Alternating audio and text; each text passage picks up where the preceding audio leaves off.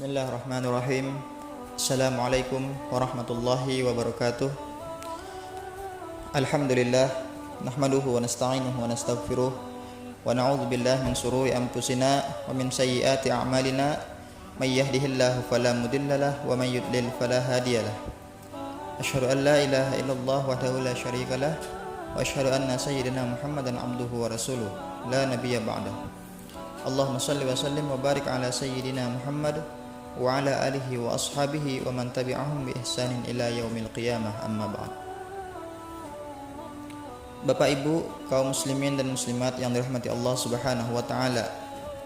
Pada kesempatan kali ini kita akan mentadabburi Al-Qur'an surah Al-Baqarah ayat 1 sampai 5. Semoga dengan kita merutinkan membaca Al-Qur'an dan mentadabburi Al-Qur'an akan menjadi sebab kita mendapat hidayah dari Allah Subhanahu wa taala.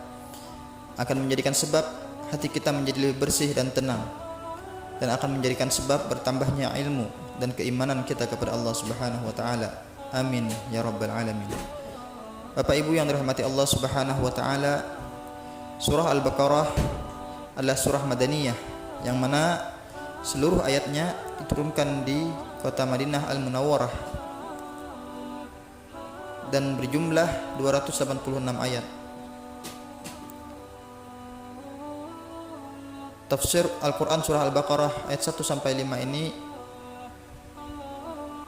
menjelaskan bagaimana tentang sifat-sifat orang-orang yang beriman kepada Allah Subhanahu wa taala.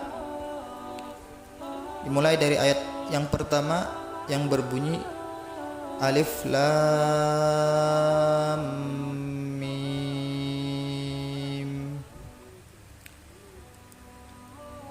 Kaum muslimin rahmati Allah Subhanahu wa taala, adapun arti dari alif lam mim itu sendiri, ada sebagian ulama mengatakan bahwa alifnya itu adalah Allah, lamnya adalah Jibril, dan mimnya adalah Muhammad. Namun sebagian besar ulama dan juga kita berpatokan pada kebanyakan ulama yang memaknainya yaitu Allahu alam bi muradihi. Hanya Allah yang mengetahui arti sebenarnya. Jadi hanya Allah yang mengetahui sebenarnya. Kita tidak perlu terlalu jauh memikirkan apa maksud dari alif lam mim tersebut.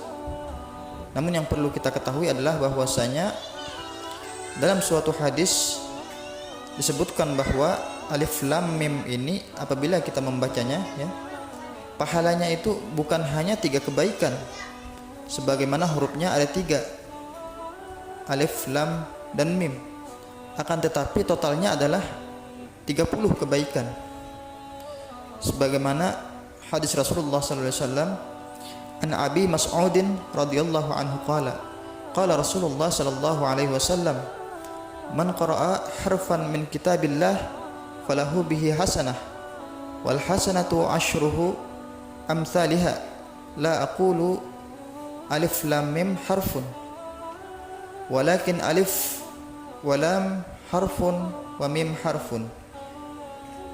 Hadis riwayat At-Tirmidzi dan ini merupakan hadis hasan sahih yang artinya dari Ibnu Mas'ud radhiyallahu anhu berkata bahwa Rasulullah sallallahu alaihi wasallam bersabda, barang siapa membaca satu huruf dari kitab Al-Quran maka baginya 1 hasanah atau kebaikan, dan 1 hasanah itu sama dengan 10 kali lipatnya. Aku tidak mengatakan alif lam mim itu 1 huruf, akan tetapi alif 1 huruf, lam 1 huruf, dan mim 1 huruf. Hadis riwayat Tirmizi. Kaum muslimin rahmati Allah Subhanahu wa taala, kalau ibadah lain itu baru dihitung sebagai 1 amalan kalau sudah dikerjakan utuh atau keseluruhan. Akan tetapi berbeda dengan amalan membaca Al-Quran ini. Begitu mulianya Al-Quran ini sampai-sampai pahala kebaikannya dihitung per huruf Al-Quran. Tidak sampai di situ saja, bahkan dilipat gandakan oleh Allah menjadi 10 kebaikan per hurufnya. Masya Allah. Kemudian di ayat yang kedua dilanjutkan dengan dzalikal kitabu la raiba fih. kitab Al-Quran ini tidak ada keraguan padanya. Hudan lil muttaqin, petunjuk bagi mereka yang bertakwa. Jadi kaum muslimin yang rahmati Allah Subhanahu wa taala, tujuan dari membaca Al-Quran ini ataupun semua tuntunan yang ada di dalam Al-Quran ini, tujuan utamanya adalah menjadi petunjuk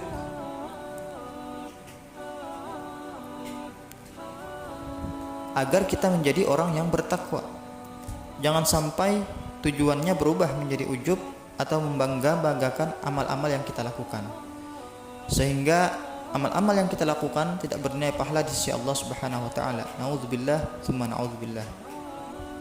Kaum muslimin rahmati Allah Subhanahu wa taala, berlanjut ke ayat yang ketiga dari surah Al-Baqarah ini yang berbunyi alladzina yu'minuna bil ghaibi wa yuqimunas shalah wa mimma razaqnahum yunfiqun, yaitu mereka yang beriman kepada yang gaib, melaksanakan salat dan menginfakkan sebagian rezeki yang kami berikan kepada mereka. Kaum muslimin rahmati Allah Subhanahu wa taala, ayat ketiga ini menurut jumhur ulama bahwa menunjukkan indikator dari keimanan seorang hamba. Misal ada orang yang bertanya, saya ini sudah beriman atau belum? Jawabannya kita lihat dulu.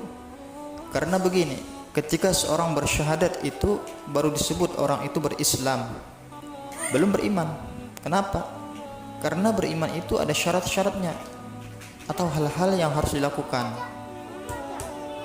Nah, di ayat 1-5 surah Al-Baqarah inilah Allah kasih tahu syarat-syaratnya. Yang mana yang pertama adalah kita harus yakin terhadap Al-Quran diturunkan oleh Allah Subhanahu wa taala ini. Jadi kita harus yakin yang pertama tadi terhadap Al-Quran yang diturunkan oleh Allah Subhanahu wa taala. Kemudian yang kedua, menjadikan Al-Quran ini sebagai petunjuk dalam menjalani kehidupan ini. Yang ketiga, alladzina yu'minuna bil ghaib, menjadikan Al-Quran ini kita harus beriman kepada yang gaib. Apa itu yang gaib? Yaitu yang disebut dengan yang gaib itu diantaranya adalah surga, neraka, percaya pada alam barzah, percaya kepada hari kebangkitan, dan semua yang tidak terlihat oleh kita, tapi dia memang ada ya. Kemudian yuqimunas shalah, kita harus mendirikan sholat, bukan sholat yang hanya sebagai penggugur kewajiban, akan tetapi sholat yang khusyuk dan menunaikan rukun-rukun sholat yang ada. Kemudian sifat orang beriman yang selanjutnya adalah wa mimma razaqnahum yunfiqun, orang yang menginfakkan sebagian rezeki yang telah Allah anugerahkan kepadanya. Semoga kita termasuk orang yang ketika ada rezeki lebih, kita bisa menginfakkannya kepada yang berhak menerimanya. Termasuk juga zakat yang memang telah diwajibkan oleh Allah Subhanahu wa taala kepada kita, baik itu zakat fitrah maupun zakat mal dan lain-lainnya. Nah, kemudian syarat seseorang dikatakan beriman selanjutnya adalah ada pada ayat selanjutnya, yaitu ayat yang keempat dari surah Al-Baqarah ini. Walladzina yu'minuna bima unzila ilaika wa ma unzila min qablik wa bil akhirati hum yuqinun. Dan mereka yang beriman kepada Al-Quran yang diturunkan kepada Muhammad dan kitab-kitab yang telah diturunkan sebelum engkau, dan mereka yakin akan adanya akhirat. Jadi sifat dari orang-orang beriman selanjutnya itu orang-orang yang percaya kepada Al-Quran dan kitab-kitab yang diturunkan sebelum Al-Quran. Maksudnya adalah kitab-kitab yang diturunkan kepada nabi-nabi sebelumnya, yaitu kitab Taurat yang diturunkan oleh Allah Subhanahu wa taala kepada Nabi Musa alaihissalam, kitab Zabur diturunkan kepada Nabi Daud alaihissalam, dan kitab Injil yang diturunkan kepada Nabi Isa alaihissalam. Kemudian yang terakhir syarat syarat atau sifat dari orang yang beriman adalah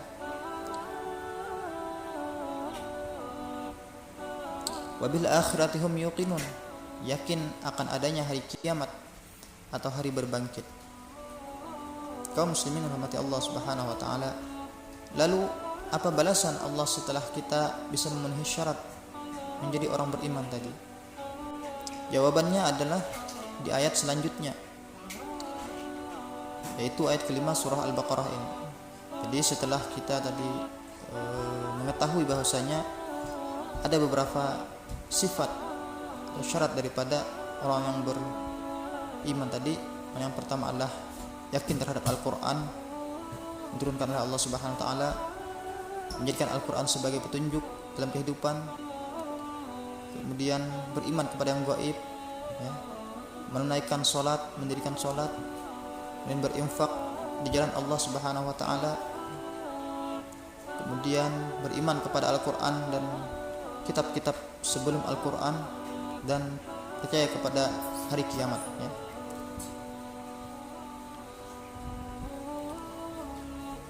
Kemudian balasan kepada orang-orang yang beriman adalah di ayat yang kelima surah Al-Baqarah, ulaika ala hudam mir rabbihim wa ulaika humul muflihun, yang artinya mereka lah yang mendapat petunjuk dari Tuhannya dan mereka itulah orang-orang yang beruntung. Jadi untuk orang-orang yang beriman tadi, Allah janjikan akan mendapatkan petunjuk dari Allah Subhanahu wa taala, dan Allah jadi janjikan menjadi orang-orang yang beruntung. Kaum muslimin yang rahmati Allah Subhanahu wa taala, terakhir semoga kita bisa menjadi orang yang tidak hanya berstatus Islam di KTP saja, ya, akan tetapi kita juga dapat memenuhi syarat-syarat menjadi orang yang beriman seperti dijelaskan dalam surah Al-Baqarah ayat 1 sampai 5 tadi, sehingga kita termasuk orang yang diberikan petunjuk oleh Allah Subhanahu wa taala, dan kita termasuk orang yang beruntung. Amin amin ya Allah ya rabbal alamin. Wallahul muwaffiq ila aqwamit thoriq. Assalamualaikum warahmatullahi wabarakatuh.